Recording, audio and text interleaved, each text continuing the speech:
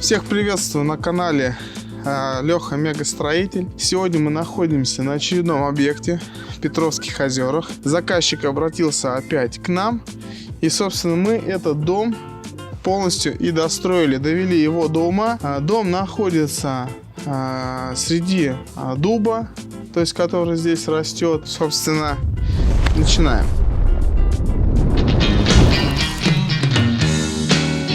Всех приветствую на канале Леха Мегастроитель. Меня зовут Алексей Попов. Я занимаюсь строительством домов частных в городе Воронеже и области. Сегодня мы находимся на очередном объекте в Петровских озерах. Значит, здесь у нас несколько домов, которые мы построили. Вот один из них за моей спиной. Значит, что хотелось бы рассказать вообще такую историю про этот дом. Здесь мы ввели не все работы. Изначально мы считали всю смету вместе с монолитом, коробкой, кровлей, без отделки. Договаривались с заказчиком. Но в конечном результате заказчик отдал, так скажем, предпочтение другой строительной организации, которая взялась построить этот дом, включая гараж и баню, но за 6 месяцев они даже не смогли сделать фундаменты. Заказчик обратился опять к нам, и, собственно, мы этот дом полностью и достроили, довели его до ума, сделали все кладочные работы, произвели монтаж кровли. Здесь конкретно мягкая черепица. Переместились мы, собственно, немножко ближе к дому. Про фундамент мы практически сегодня здесь не будем говорить, это не наша работа. Что касаемо кладок. Вообще, этот дом уже снимался на канале строительной кухни у Романа Солового. И многие спрашивали, где вент-коробки, в том числе Роман. Вот. Хотелось бы показать то, что все вент-коробки были установлены в нижней части, в верхней части. Все полностью везде было смонтировано. Многие спрашивали, как это сделать. В общем-то, все это делается. Делаем мы это всегда впоследствии. Изначально их не закладываем. Уже после монтажа всей кладки мы непосредственно устанавливаем вентиляционные коробки. И в прошлом выпуске у Романа еще не стояли окна. Значит, были только четверти, мы о них тоже разговаривали. На сегодняшний день уже стоят окна. Можно посмотреть, как выглядит примыкание. Иди, покажи. Вот, выглядит примыкание. Значит, здесь заказчик не захотел, значит, забивать шов, как, значит, растворный шов у кирпича, не захотел между окном и кирпичом забивать. Поставил с этого окна уплотнитель и, так скажем, как теневой шов получился между окном и, значит, кладкой. Идем дальше. Хотелось обратить ваше внимание, как сделана балка из кирпича. То есть здесь система крепления болт, и кирпич у нас в подвешенном состоянии весь абсолютно, где идет, значит, гаражные ворота. Весь вот этот кирпич, он висит на специальном креплении. То есть это не плитка, это кирпич. По вылету четверти можно понять ширину и масштаб данной конструкции. Смонтировать эту балку достаточно непросто. Для того, чтобы подвесить этот весь кирпич, он должен как-то держаться. Соответственно, в этом проеме изначально собирается опалубка из дерева, после чего кирпич раскладывается по ширине шва, после чего вставляется специальный крепежный элемент.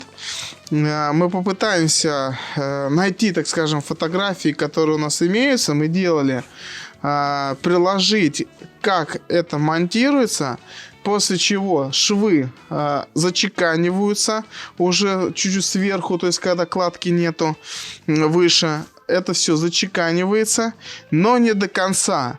То есть, когда мы снимаем опалубку, когда балка вся эта подстыла с креплением, мы снимаем непосредственно опалубку, и уже с нижней части кирпича мы его дозачеканиваем, делаем красивый, чтобы это выглядело все очень хорошо и презентабельно. Других способов таковых их не существует. Но я хочу сказать, что это достаточно дорогое решение и стоит определенных денег. Если у вас есть возможность разрезать кирпич и нарезать с него, значит, плитку, это лучше дело отштукатурить и сделать плиткой. Так будет вам намного выгоднее, дешевле, даже в какой-то степени, наверное, и практичнее. Потому что подходить к воротам, чтобы идеально все были плоскости соблюдены, одинаковое расстояние между ворот и до кирпича, чтобы все эти линии сохранить, необходимо, лучше, точнее, не то чтобы необходимо, лучше сделать это из плитки. Но если есть эта возможность, практически в любом кирпиче это возможно. Вот, за исключением, наверное, таких вот клинкерных сложных кирпичей, которые плохо пилятся. Любой практически кирпич ручной формовки, рихельный кирпич, его можно распустить очень легко. Он режется, так скажем, как по маслу, поэтому его легко можно на плитку распустить и приклеить во все ваши откосы, которые у вас они имеются. По такой технологии всех перемычек у нас сделано полностью практически все перемычки, за исключением тех, где у нас в окнах между двух этажей стоит кусок, который будет заполняться штукатуркой. На сегодняшний день наши работы полностью здесь завершены. Ребята здесь занимаются отделочными работами. Отделку мы здесь не то чтобы не стали брать. Заказчик, у него не одна, так скажем, в жизни его стройка, это не первая и, наверное, не последняя. У него были свои специалисты, до этого брат, он говорил, то, что строился, и, собственно, которые ребята занимались отделкой там, они занимаются сейчас отделкой внутри.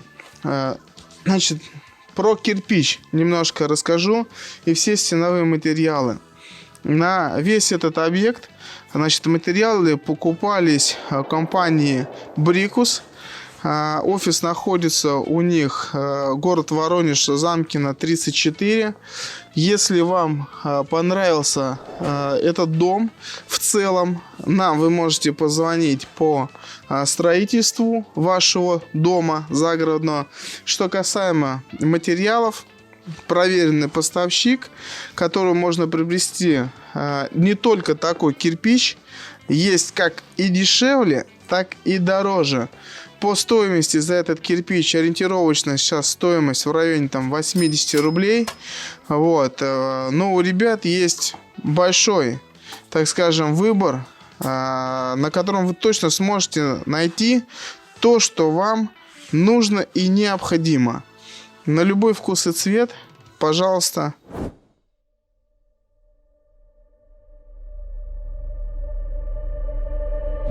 Хотелось бы еще показать вот этот фрагмент, значит, забора, который сделан он у нас с таким смещением кирпичей, которые просматриваются, значит, полностью насквозь. Если смотреть у нас с улицы, также будет просматриваться фасад, но если здесь посадить определенные туйки, деревья, если вы хотите полностью отгородиться, так скажем, то, что у вас происходит за забором, потому что весь остальной забор у заказчика, он глухой. По моему мнению, что забор это, можно сказать, как и лицо дома, который должен встречать, постоянно должен радовать. Вот этот именно фрагмент при въезде, значит, на участок, он реально встречает. И кто бы из наших заказчиков к нам не приезжал, когда мы показывали дома свои, значит, какие мы строим или построили, все обращали даже больше еще не на дом, еще окон, когда не было, больше обращали внимание на эту кладку. Выглядит на самом деле прикольно. Оператор сейчас подснимет общие кадры, покажет, как совмещено все с просто полнотелой кладкой, которая уходит и значит, швом расшивается. Ну, по моему мнению, что очень достойное сочетание забора с домом. Еще хотелось бы обратить ваше внимание на то, что вся кладка связана с ручной формовкой кирпича или клинкерная, больше похожа на такие вот живые, так скажем, оттенки и текстуры, рельефы. Мы всегда делаем хаотичную кладку. То есть у нас есть и целые кирпичи, и 3/4, и чекушки. Все это у нас в общей стене.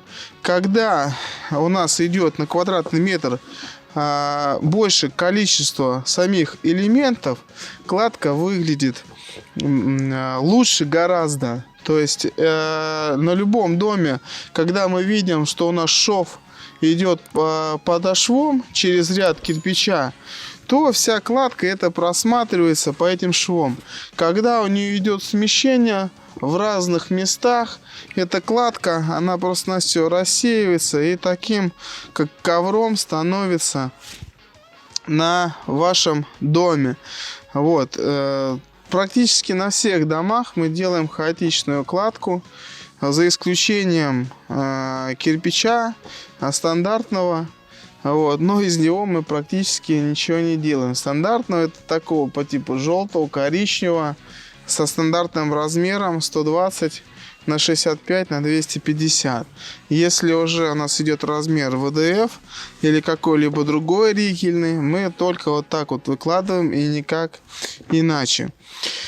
Сразу переходим на дубы, еще раз, про которые я вам уже до этого рассказал, что заказчик сохранил практически все деревья на своем участке, и даже которые попадали на границу его участка, они остались, эти деревья. По весне мы будем зашивать это все деревом, чтобы это было естественно. Вот. И также, если вы строите дома и у вас находятся деревья, не только дубы, но и какие-либо другие, при планировке дома нужно не забывать про посадку относительно шейки, шейки дерева. Если у вас по ландшафту будет она выше, чем шейка у дерева, соответственно, все ваши деревья через несколько лет, они просто-навсего погибнут. И то, что вы сейчас сохраняли, то, что между ними обходили, вот у нас, если мы потом сделаем фотографии, что практически невозможно было подъехать, вот у которого мы здания сейчас стоим, проехать практически невозможно было. Не мог проехать ни кран, подъезжал только манипулятор маленький, которому мы все подавали и вручную уже затаскивали, строили этот дом. Просто потому что, невозможно было заехать сюда. Еще немножко вспомню тех застройщиков, которые были здесь до нас. Когда мы планировали, мы хотели конкретно начать с дальнего строения, для того, чтобы построить потом дом и выйти на гараж, на фасад. Но здесь, видимо, посчитали, что нужно со всеми руками сразу ухватить все. Выкопали сразу и бассейн, и котлован под дом. И в итоге перегородили сами же себе путь к бассейну. И когда мы уже РВ-пояса здесь заливали, и другие конструкции монтировали, плиту перекрытия заливали, нам приходилось брать разрешение у соседа. Он еще там, нам повезло, что он еще там не строился на тот момент. Вот, и мы с его территории могли подать бетон, залить, чтобы смонтировать свои конструкции, потому что по-другому у нас не было возможности. Здесь кругом эти деревья, соседние участки, проехать невозможно. Вот. А с соседнего, с той стороны места мы все-таки смогли это сделать. Пара слов о специфике работы с нами. Строим дома от 15 миллионов рублей. Комиссия за наши услуги 15-20% от общей сметы. Наличный и безналичный расчет. Работаем по всему Центральному федеральному округу. С дешевыми материалами не работаем даже по просьбе заказчика. Оптимизируем затраты на каждом этапе до начала строительства. Работаем только с индивидуальными архитектурными проектами. Актуальный прайс на услуги по монтажу в нашем телеграм-канале. Не могли мы пройти мимо этого места и показать. Вот многие говорят, что приходят заказчики и говорят: ой, Алексей, вы посчитали дом, у вас стоит 20 миллионов рублей, а вот конкуренты считают за 15. И вот у меня вопрос. Когда вот мы сейчас ушли отсюда, напоминаю, вот когда люди монтировали на подшивную обогрев вот этих кабелей, чем они вообще руководствовались? Мы поинтересовались на самом деле до того, как подснять этот ролик, почему так именно сделано было. Нам ответили, что здесь не хватает мощности. Но насколько мы знаем, у нас 30 киловатт сюда заходит на дом. И говорят о том, что здесь бассейн, не будет хватать мощности. Я подошел к электрику и говорю: так можно же разбить на группы, чтобы сначала подогрев шел вверх, а потом низа, чередовался, переключался. В общем, по электрике можно сделать как угодно. Это все можно сделать в подшивной, это вообще ничего не было видно. На предыдущих роликах, когда мы снимали дом, там обзоры, на всех практически наших домах есть подогрев водостока, но его просто не видно. А здесь, получается, его вынесли. Здесь все люди будут, когда в гости приезжать, проходить именно вот по этой тропинке и будут смотреть на эти провода. Конечно же, мы со своей стороны поговорим с заказчиком, предложим ему исправить эту ситуацию. По-другому мы просто не можем ничего ответить никак. То есть, может быть, они переделают. Мы вот на данном участке, где синий сейчас вот пакет, так скажем, да, целлофан, пленка висит, у нас есть там балкончик. И мы думали на протяжении, наверное, 2 или 3 недель, как с этого балкончика отводить вообще воду. И мы сделали... Ну, мы снимаем, блин, что, неужели не видно? Сделали мы балкончик.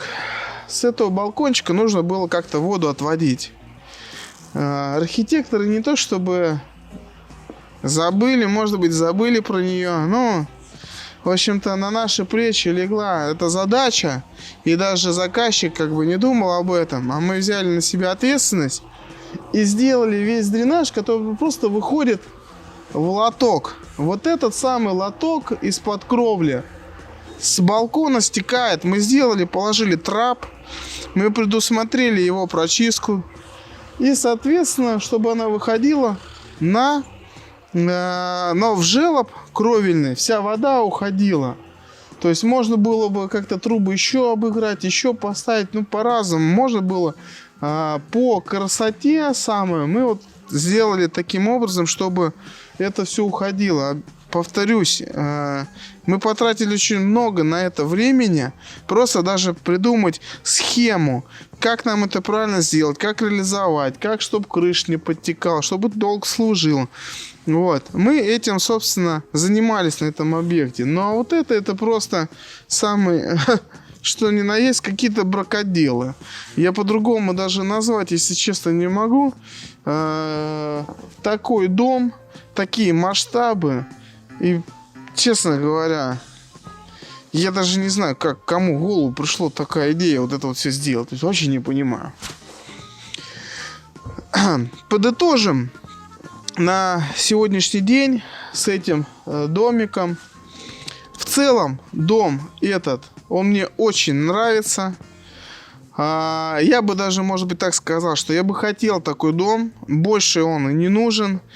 Каждому свое, кому-то бассейн, кому-то спортивные, значит, тренажеры можно поставить. Я бы сделал просто небольшую баньку, если для себя, и гриль без бассейна. Но, насколько я знаю, заказчика супруга любит плавать, для нее сделан был этот и бассейн.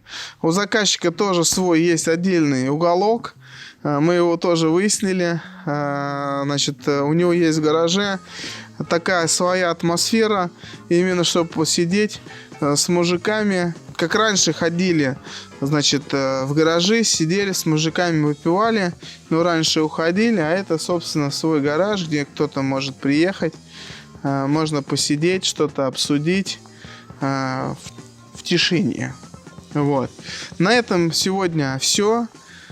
Если вам понравилось, пишите комментарии. Телефоны будут все в описании.